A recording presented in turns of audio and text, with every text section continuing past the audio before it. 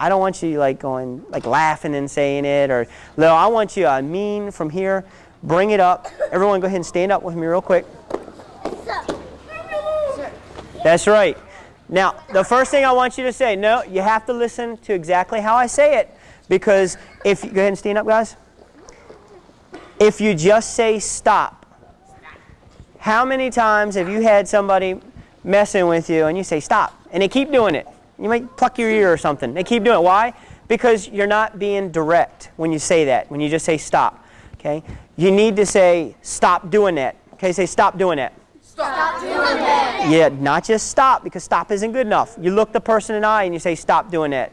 Okay? Back off. Back off. Say it. Okay? That's just two of them, and that's what we're going to use for our little exercise. Okay? Now go ahead and be seated. I'm going to have Amber and Aaron face each other. Okay? Now they're going to look at each other. Okay, you guys can back up some and sit. Okay, what we're going to do is whenever we're yelling really loud like that, it's hard to yell loud, okay, and be forceful if we're smiling when we're doing that. Okay? Aaron, I want you to smile at her. Okay, smile at her and say back off. Back off. Loud, say it. Say back off. Back off. See, it doesn't have no effect on her. But now give her a mean look. You look mean at her. I know it's hard to do, but say back off. Back off. Louder. Back off. Good. Now you do it to her. Try it smiling once. Say back off. Back off. Nah, that's not a good smile. Let me see you smile and do it. Back off. Okay, now be mean. Get a mean face and say back off. Back off. Good. That is how you're forceful. Okay, go ahead and be seated. How many times in class am I like, okay, everybody be quiet, and then we still continue to talk? Too many. Too many times is right. But when you hear me say quiet now, what happens? The whole place gets quiet. Everyone gets quiet. Parents are on the side sitting in a position of attention. Little kids stop in their place, okay? Because we know I mean business. The same thing with you guys. You mean business. If you want somebody to leave you alone, you let them know, stop it, leave me alone. Okay? It's exactly what we do. Now what we're going to do is we're going to show you if somebody was grabbing you and you didn't necessarily want to punch them or you didn't want to hurt them, but it could just be somebody's grabbing you and pulling on you that you want them off of you. Okay, and she's going to demonstrate the proper way to do it. You're going to pull away and you're going to yell as loud as you can. Okay? Whoa, that was nice and loud. But now what I want you to do is go ahead and grab her again. Say back off. Do it and say back off loud. Go. Back off! Okay? She means business, right? Huh? Yeah, his heart is racing right now, okay? So he knows. Okay. Right? Okay, good. Okay, face each other, cheer up, and cunye. Good, go ahead and be seated. Okay? All right, so we can see just how the tone of our voice, that is how we use, that's the first thing we do. Okay, the second thing we do in protecting ourselves. Number one is we use our brain to try to avoid the situation. Number two is if something escalates into a situation, if you don't want to fight, you tell them, I don't want any trouble, and you yell at them just like that. But you don't sit there and say, no, stop, don't leave me alone, because they're not going to. All right?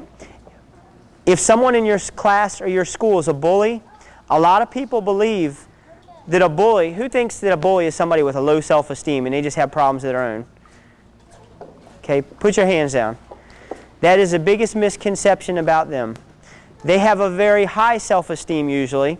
They think they're better than others, and they pick on people because they pick on people. They think most people are weaker than them, so that is why they do it. Okay? What I'm going to show you guys right now are a couple of different escapes. These are escapes that we might want to use against someone just to get away from them.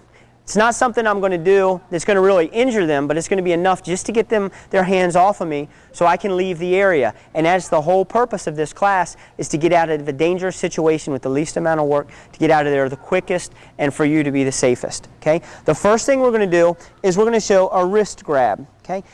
We always do a circular motion, and we always spin against the thumb. The thumb is the weakest spot on the hand because four of the fingers are stronger than the one. What we're going to do is we're going to do a circular motion up and across for a wrist escape. Again, he grabs me, circular motion up and across. Then from there, you can leave the area. The next one is going to be a grab right here. Now when he's grabbing me, Okay, I don't want to just pull like that, because if I'm pulling him, okay, number one is he's going to hold on to me, he's going to beat me, but then probably your new $40 shirt that your mom bought you is going to be all stretched out, and she's going to be mad when you get home. So you don't want that. You don't want them pulling on you. So what you want to do is just a quick circular motion up and across, and that's all you have to do, and they will let go of you, and it's not going to hurt you, it's not going to hurt them, and you can leave the area. Again, up and across. It's all you have to do. Then the next one is going to be if somebody's grabbing you just like this and doing a chokehold to you. Okay? Most people, they're getting choked. What do? They just go like that and they try to get out, or they're going. It's hard to punch though when you can't breathe. Okay? Circular motion. Again, up, down, just like that. Okay? You saw each time it was the same thing. Circular motion 1, 2, and in a choke, circular motion down, just like that. Okay, go ahead and get with your partners. Okay, face your partners. Grab their wrist.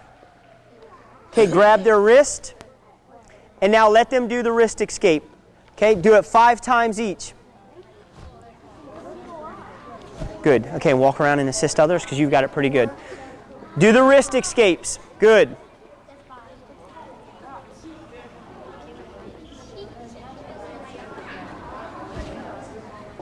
Is that good?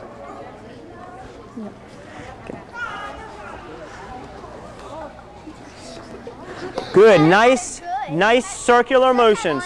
Let's see. Come up. Keep your elbows in.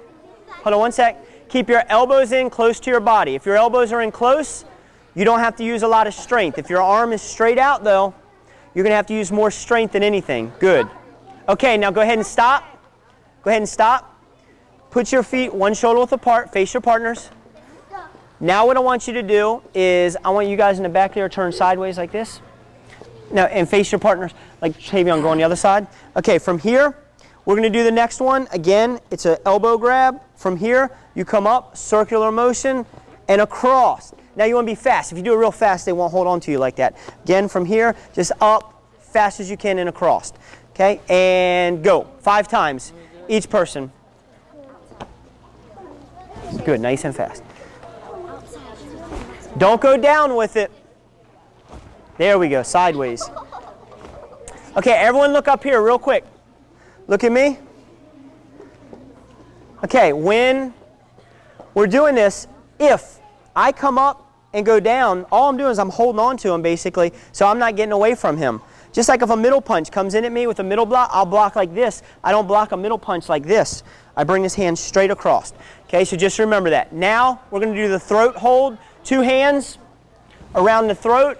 1 hand comes up high, make a fist, down. It comes down? Comes straight down. Straight down. Okay? Good, just like that. And it hurts too. Okay, good. If you do this right, it should be hurting their arms because I can feel it. When you guys do it to me, I feel it. Good. Bring your hands up, Evan. Good, nice. Just like that. Up, down. Good. Do it a couple more times. The next thing I'm going to show you guys is a shin instep kick. What we're going to do is we're going to use the inside of our foot right here. And the reason why we use the inside of our foot is because it's a larger area. Okay? We're going to use our back leg. Now what you want to do is whatever hand you write with, that typically is going to be the leg that is behind you. Because if you're right-handed, you put your right leg behind. That's the more powerful leg. If you're left-handed, you put your left leg behind. From here, you're going to come up with the back leg. It comes on the inside, and we kick the shin. Now what this is for, this is just an instantaneous, okay, it's a slight pain. It's going to be something that's not going to necessarily, if he's bothering me, or if he's coming at me, just because he's trying to hit me or something, I don't want to come up and do a side kick and break his kneecap so the rest of his life he can't walk right now just because maybe we had a little dispute and he was going to punch me in the face. I don't want him to be, for the rest of his life, crippled. So what I want to do in that situation is I want to come up, put the pad back on again on your shin. From here, I just want to practice coming up. From here, up, boom, and hit the shin. That's all you have to do. Just like that. That causes enough pain just to get him to bend down, and from there, okay, usually you can either walk away from a situation right there, or if he continues with it, that's where you use the regular martial arts. Okay? So what I want everyone to do is come up with your partner, and I want you to practice shin kicks with each other. No, you don't need a pad. Practice shin kicks. Now do not kick each other for real. Do not kick them hard. You use the back leg and look up here again. Don't forget, you use the inside of your foot like this, not a side kick. Okay, go ahead and begin. My partner was kidding. Okay, go ahead with Chris Buford. Okay, good. Ryan, you guys move over that way, right here a little bit. Good. Practice kicking to the shin.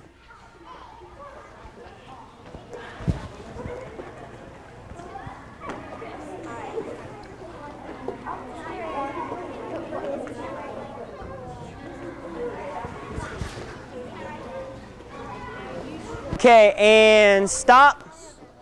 And remember, when you kick, look up here. You want to kick a little bit below the knee, but up a little bit higher, not down by the ankle. You want to kick right in this area right here, and that'll give the most pain. Okay? All right, face your partners, steady up. Okay, Cunier. Okay, go ahead and be seated. And lay down. George, get on top of her. You're on top, you grab her, choking her. I Dream of Jeannie, remember? Grab the hands, down, hold them, now roll them. Just like that, roll them hard. You see how easy it is to get somebody off just like that? Okay, what I want now is I want you to grab them by the neck and go ahead and do the roll. Do it 2 times. Good.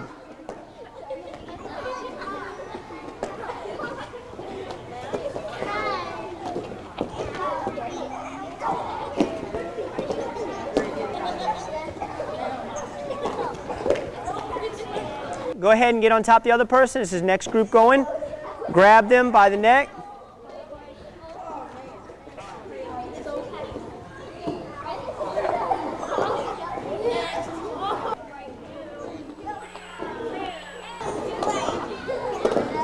All right, just a quick review for everything we went over today. The first thing we went over was the most important body part, which was the brain. The second thing we went over is using the different senses of the body to be able to protect ourselves in different situations. Then we did a wrist escape, an elbow escape, and then we did a throat escape if somebody's grabbing us. Okay? And then the final thing we did one of the other things we did the shin kicks. Okay? As martial artists, you do not need to always use full force to get out of a situation. You try to use minimal force every time you have to use your martial arts, and you only use it to protect yourself. And all the different things I showed you today are things that even people that don't study martial arts, they're things that you can teach people in the community to do. It's very easy to do, and you can teach them, and these are things that the average person can use to defend themselves without coming in and having to take martial art classes. Okay, we're going to finish up with every week we try to have a different theme or a different focus. One week we had integrity, one week we had perseverance, and this week what I'd really like to talk about is doing your schoolwork. Okay? I want you to tell me why it's very important to you that you do your schoolwork. Because if you don't do your schoolwork, then you don't get good grades, and your activities might be cut off to limited, like soccer. That's right. It'll limit extracurricular activities.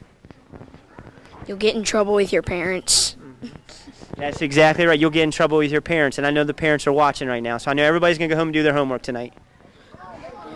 Tons of jobs that you would originally be able to do will be cut off because you don't have a college, high school, or any other kind of degree. That's right. It's very important, and we get our high school degree, and then we go on and we go to college too, because in this day and age, you need all the education you can get.